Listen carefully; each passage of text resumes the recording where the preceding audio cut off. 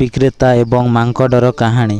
ଜଣେ ଗ୍ରାମୀଣ ଟୋପି ବ୍ୟବସାୟୀ ଥିଲେ, ଯିଏ ପ୍ରତିଦିନ ସକାଳେ ତାଙ୍କର ରଙ୍ଗୀନ ଟୋପିର ପୂର୍ଣ୍ଣ ଏକ ଟୋପଇ ଧରି ବଜାରକୁ ଯାଉଥିଲେ। ଗୋଟିଏ ଦିନ ବିକ୍ରୟ କରି ବହୁତ ଦୂର ଯାତ୍ରା କରିବା ପରେ ସେ ବହୁତ ଥାକି ଯାଇଥିଲେ। ତେଣୁ ସେ ରାସ୍ତାରେ ଏକ ଥଣ୍ଡା ଗଛ ତଳେ ବିଶ୍ରାମ ନେବାକୁ ନିଷ୍ପତ୍ତି ନେଲେ। ଭାରୀ ଟୋକେଇକୁ ତଳେ ରଖି ଶୋଇ ପଡ଼ିଲେ। ପାଖରେ ଥିବା ଏକ ଗଛରେ ଦୁଷ୍ଟ ମାଙ୍କଡ଼ ଏକ ଦଳ ରହୁଥିଲେ। ତାଙ୍କର ସୁନ୍ଦର ରଙ୍ଗୀନ ଟୋପି ଦେଖି ସେମାନେ ବିରକ୍ତ ହୋଇଗଲେ ଏବଂ ସେମାନେ ଶୋଇଥିବା ଟୋପି ବିକ୍ରେତାଙ୍କ ଟୋପି ଗୁଡ଼ିକୁ ନେଇ ଗୋଟିଏ ଗୋଟିଏ କରି ପିନ୍ଧି ଗଛରେ ଉଚ୍ଚ ଡାଲକୁ ଫେରିଗଲେ। ଯେତେବେଳେ ଟୋପି ବିକ୍ରେତା ଉଠିଲେ, ତାଙ୍କର ଟୋପି ଖାଲି ଥିଲା ଏବଂ ତାଙ୍କର ସମସ୍ତ ଟୋପି ମାଙ୍କଡ଼ମାନେ ପିନ୍ଧିଥିଲେ।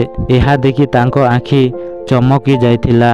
ସେ ପ୍ରଥମେ ଅନୁରୋଧ କଲେ, ସେ ତାଙ୍କ ହାତ ଯୋଡ଼ି କହିଲେ, ମୋତେ ମୋ ଟୋପି ଦିଅ। କିନ୍ତୁ ମାଙ୍କଡ଼ମାନେ ମଧ୍ୟ ତାଙ୍କୁ ଅନୁକରଣ କରିବାକୁ ଲାଗିଲେ ଏବଂ ସେମାନଙ୍କ ହାତ ଯୋଡ଼ିଲେ। ସେ କ୍ରୋଧରେ ତାଙ୍କ ହାତ ଉଠାଇ ଚିତ୍କାର କଲେ। ତେଣୁ ମାଙ୍କଡ଼ମାନେ ମଧ୍ୟ ସମାନ ଭାବରେ ଚିତ୍କାର କରିବାକୁ ଲାଗିଲେ। ତାପରେ ସେ ଏକ ଚତୁର ସମାଧାନ ବିଷୟରେ ଚିନ୍ତା କଲେ। ସେ ତାଙ୍କ ମୁଣ୍ଡରୁ ଟୋପି କାଟି ଭୂମିରେ ଫିଙ୍ଗି ଦେଲେ। ମାଙ୍କଡ଼ମାନେ ମଧ୍ୟ ତାଙ୍କୁ ସେମିତି କରି ସେମାନଙ୍କର ଟୋପି ଫୋପାଡ଼ିବାକୁ ଲାଗିଲେ। ସେ ତୁରନ୍ତ ସେ ପଡ଼ିଯାଇଥିବା ଟୋପି ଗୁଡ଼ିକୁ ସଂଗ୍ରହ କଲେ, ଟୋକେଇଟି ପୂରଣ କଲେ ଏବଂ ଖୁସିରେ ଫେରିଗଲେ।